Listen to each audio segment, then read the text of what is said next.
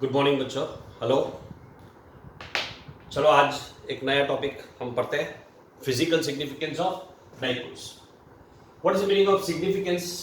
Significance का meaning होता है इंपॉर्टेंस। डाइपोल्स का इंपॉर्टेंस क्या होता है, इसको समझने के लिए सबसे पहला काम एक काम करते हैं। चलो डाइपोल्स कैसे प्रोड्यूस होते हैं, डाइपोल मोमेंट क्या होता है, एक बार फिर से याद कर लेते हैं। बच्चों आप लोगों ने पढ़ा था कि डाइपोल क्या होता है। सबसे पहले dipole is a system of positive and negative charge having equal magnitudes and separated by a finite distance. अगर हमारे पास दो चार्जेस है, मान लो ये एक नेगेटिव चार्ज है, ये एक पॉजिटिव चार्ज है, इनके बीच में डिस्टेंस 2a है। मुझे अक्सर बच्चे पूछते हैं कि 2a ही लेना चाहिए क्या? नहीं, ऐसा जरूरी नहीं है। बहुत सारी बुक्स में आप कभी ये डिस्टेंस x देखोगे, कभी आपको l लिखा हुआ मिलेगा, लेकिन most of the times 2a लिखा होता है। ये वाला चार्ज -q, ये वाला charge +q। So we are having two equal and opposite charges. Both the magnitudes are same, separated by a finite distance, then this is called as a dipole। ये हो गई एक बात। दूसरी बात, dipole moment, it is a vector quantity. Dipole moment is a vector quantity, and if it is vector, what is the direction of dipole moment? Its direction is from negative to positive. ये सारी basic बातें हैं बच्चों, हमने पिछले lecture में भी देखा था, एक बार मैं फिर से याद करवा रहा हूं। The direction of dipole moment is from negative to positive. और एक बात, इसका फॉर्मूला, अच्छा, dipole moment is denoted by vector p and the formula for vector p is q multiplied by 2a। That means you can write 2qa n cap, where n cap is a vector, and we know what is the direction of n cap. It is from negative to positive. It is a unit vector. n cap is a unit vector. वो सिर्फ direction है, वो indicate vector है, वो indicate करने के लिए, और उसका डायरेक्शन नेगेटिव टू पॉजिटिव। ये सारी बातें बच्चों याद रखो। चलो अभी हम फिजिकल सिग्निफिकेंस को समझते हैं। उसको समझने के लिए मैं आपको एक एग्जांपल देना चाहता हूं। कार्बन डाइऑक्साइड के मॉलिक्यूल को कंसीडर करो। कार्बन डाइऑक्साइड का मॉलिक्यूलर फॉर्मूला तो आपको पता ही है, CO2। उसका मॉलिक्यूलर स्ट्रक्चर क्या होता है? तो ये एक लीनियर मॉलिक्यूल है, carbon bonding with oxygen. This is oxygen atom, this is also oxygen atom. ठीक है बच्चों, दोनों साइड इक्वल डिस्टेंस होता है।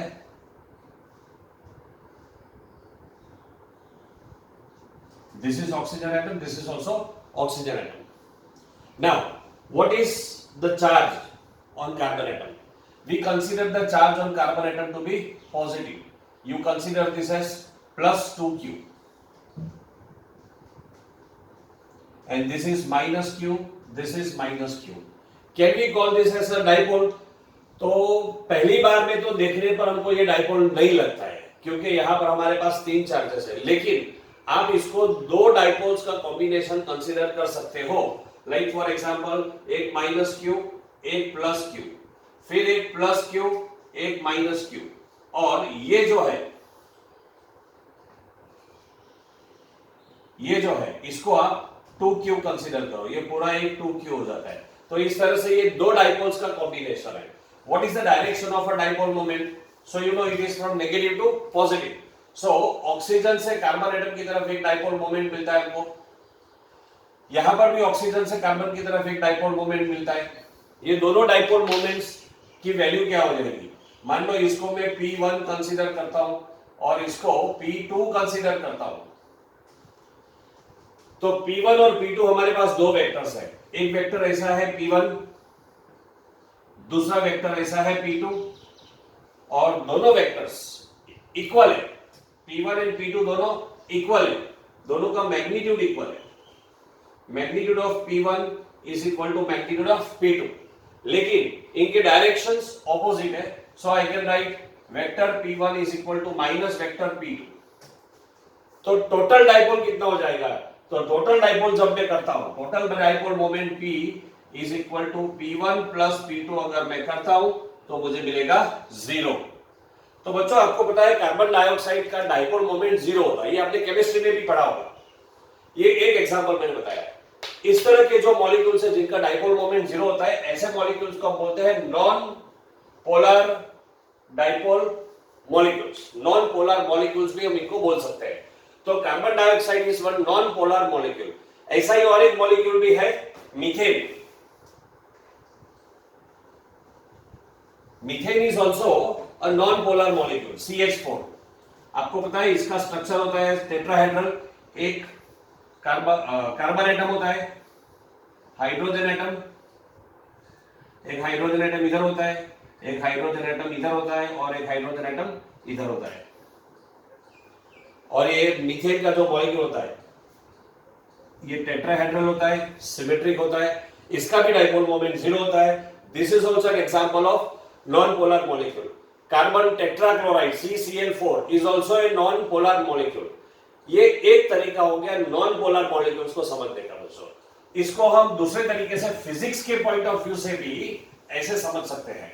देखो बच्चों, कार्बन मॉलिक्यूल, कार्बन डाइऑक्साइड का जो मॉलिक्यूल होता है उसमें होता क्या है, कार्बन का सेंटर ऑफ मास, ऑक्सीजन का सेंटर ऑफ मास। ये ऑक्सीजन है, ये कार्बन है, ये दूसरा ऑक्सीजन एटम है। इन दोनों का centre of mass, COM short में लिख रहा हूं मैं, इन दोनों का सेंटर ऑफ मास कोइंसाइड करता है। ये इन दोनों का सेंटर ऑफ मास है, इन दोनों का भी सेंटर ऑफ मास कोइंसाइड करता है, इसलिए नेट डाइपोल मोमेंट 0 हो जाता है। लेकिन इस तरह के मॉलिक्यूल्स को जैसे ही मैं इलेक्ट्रिक फील्ड में रख देता हूं, यूनिफॉर्म इलेक्ट्रिक फील्ड में, ये जो यूनिफॉर्म इलेक्ट्रिक फील्ड, अच्छा यूनिफॉर्म इलेक्ट्रिक फील्ड किसको बोलते हैं?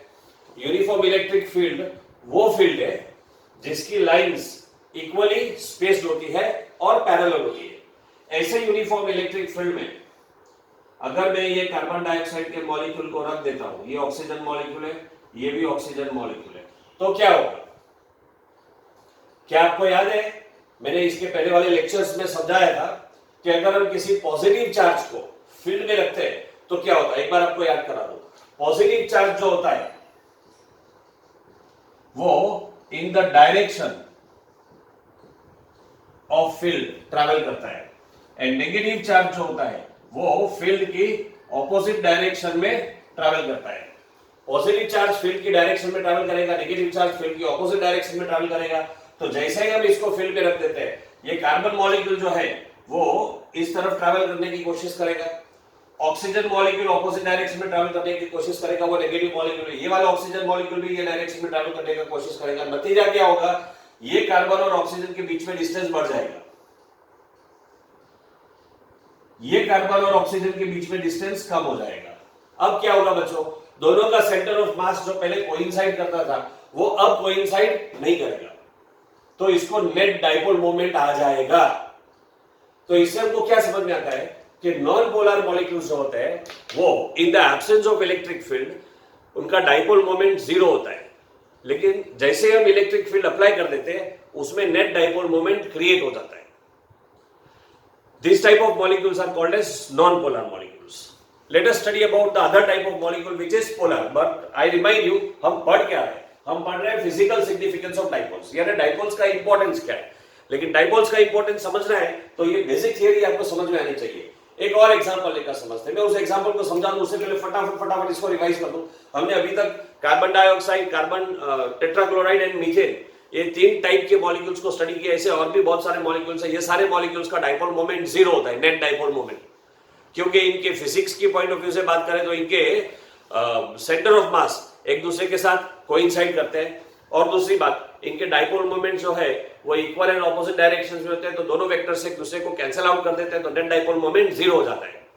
अभी हम स्टडी करते हैं। अच्छा, इस तरह के मॉलिक्यूल्स को बोलते हैं non-polar molecules. This type of molecules are called as non-polar molecules. ये इनका कोई चार्ज नहीं होता है, नेट चार्ज जीरो हो जाता है, लेकिन जैसे ही हम इलेक्ट्रिक फील्ड में रख देते हैं इनको, तो एक नेट डाइपोल मोमेंट क्रिएट हो जाता है. दूसरे टाइप के मॉलिक्यूल को स्टडी करते हैं polar molecules. Let us see what is a polar molecule.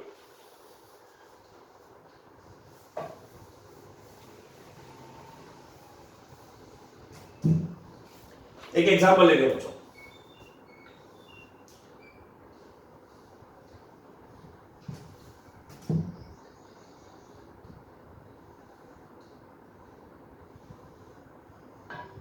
Sorry,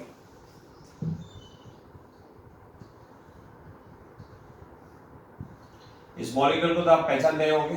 oxygen, hydrogen, hydrogen. Water molecule है. ऑक्सीजन का चार्ज नेगेटिव, हाइड्रोजन का चार्ज पॉजिटिव, तो ये -2q होगा, ये +q, ये +q. आपको मॉलिक्यूलर स्ट्रक्चर फॉर्म करना आता है.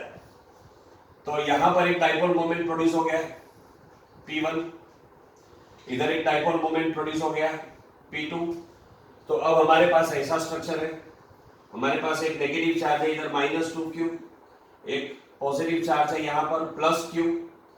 तो एक डाइपोल मोमेंट ऐसा प्रोड्यूस होगा, फिर दूसरा डाइपोल मोमेंट इस डायरेक्शन में प्रोड्यूस होगा. यहाँ पर हमारे पास एक चार्ज है +q. क्या अब नेट डाइपोल मोमेंट जीरो होगा? नहीं होगा. आपको पता होगा कि वाटर के जो मॉलिक्यूल्स होते हैं उसके बीच में अप्रोक्सीमेटली 104 डिग्रीज होता है. 104 degrees, and this distance is approximately 0.96 angstroms. Can we find out this dipole moment? देखो ये -2q नहीं लेना है बच्चों अपने को. ये -2q जो है ना दो पार्ट्स में डिवाइड हो जाता है. एक -q ये डाइपोल के लिए, दूसरा -q ये डाइपोल के लिए. तो इस तरह से दो डाइपोल्स है हमारे पास. अगर मुझे ये वाले पहले वाले डाइपोल मोमेंट का वैल्यू फाइंड करना है P1, तो कैसे फाइंड करेंगे हम? 2qa. That means 2 multiplied by, अच्छा ऐसे लिखेंगे ज्यादा अच्छा है, q multiplied by 2a. What is the value of q? तो q is the charge. Charge on carbon atom और चार्ज ऑन हाइड्रोजन एटम, और उसकी वैल्यू होती है 1.6 × 10⁻⁹ कूलम्स. ठीक है, हमारे पास q है और ये 2a की वैल्यू कितनी है? 0.96 है. तो मुझे P1 मिल जाएगा. उसी तरह से मुझे P2 मिल जाएगा. हमको कैलकुलेशन में टाइम वेस्ट नहीं करता, हमें सिर्फ कंसेप्ट ही समझना है. तो यहां पर भी मुझे P2 मिल जाएगा. अब देखो बच्चों, ये दोनों मॉलिक्यूल्स के बीच में जो नेट डाइपोल प्रोड्यूस होगा उसमें वेक्टर नोटेशन से हमको रिजल्टेंट डाइपोल ये डायरेक्शन में मिलेगा हमको. ये हमारा P नेट होगा और ये एंगल कितना हो जाएगा? Theta is equal to 52 degrees हो जाएगा. So P net is equal to P1 cos theta plus P2 cos theta. दोनों के कंपोनेंट्स हम लेंगे, ये भी 52 डिग्रीज हो जाएगा. फिर हम इनको ऐड कर देंगे. एक बात सिर्फ इसमें क्लियर हो जाती है कि नेट डाइपोल मोमेंट जीरो होता नहीं है.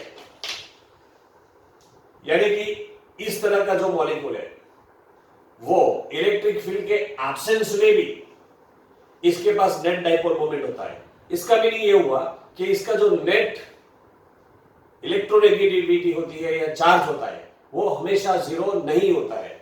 ओवरऑल इसमें पॉजिटिव और नेगेटिव चार्जेस सेपरेटेड होते हैं.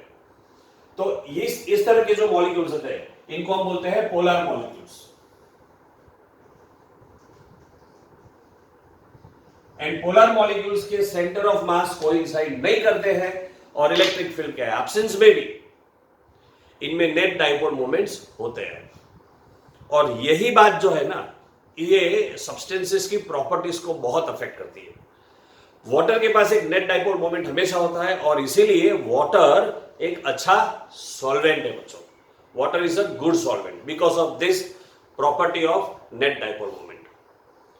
यही प्रॉपर्टी को हम यूज करके इलेक्ट्रॉनिक्स का एक बहुत इंपॉर्टेंट इक्विपमेंट जिसको हम बोलते हैं कैपेसिटर्स, हम डिजाइन करते हैं. कैपेसिटर्स के बारे में बहुत ज्यादा डिटेल्स में हम चैप्टर नंबर 2 में स्टडी करेंगे.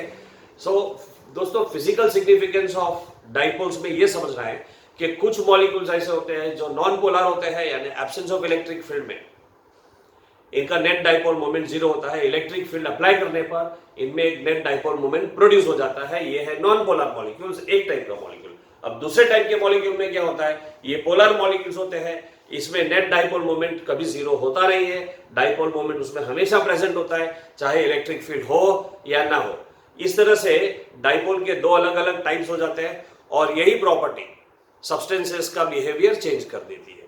That is all about physical significance of dipoles. In the next video, we study about a numerical problem from your textbook. See you very soon.